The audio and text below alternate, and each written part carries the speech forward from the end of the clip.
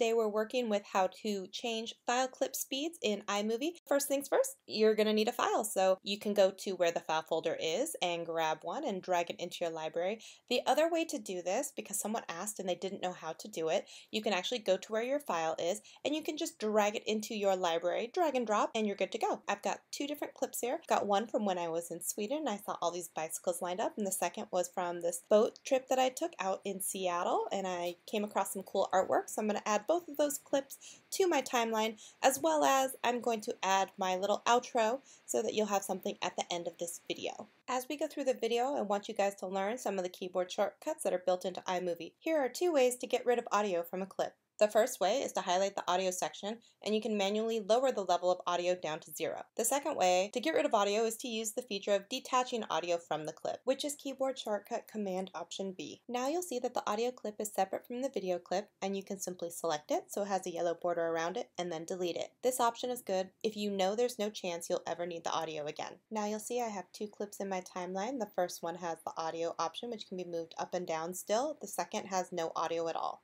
For my example, I'm going to split my first clip into two parts using Command B, which stands for Blade. If you aren't ready for this keyboard shortcut yet, you can accomplish the same thing by placing the top timeline scrubber, place it where you want to split your clip, click your mouse, select Split Clip.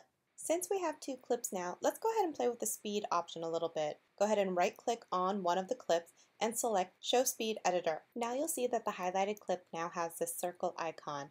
You can drag it either way to either speed up or slow down a clip. If you drag the clip to the right, it will mean that it is slowing down your clip, and you will see a little turtle icon come up on the middle of your clip. This is a visual indication that your clip is taking longer than it should, or thus a turtle speed. Of course, there is a keyboard shortcut to give you your speed editor. All you have to do is hit Command R.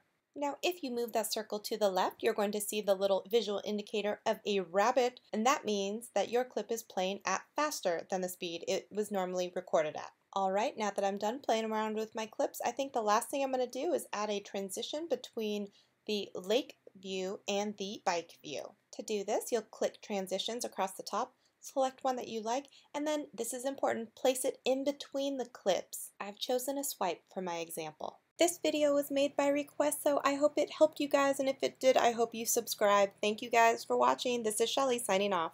If you like this video, please give it a thumbs up and consider subscribing to my channel. I put out a new video every week. I can't wait to hang out with you guys again. I'll see you very soon. Bye!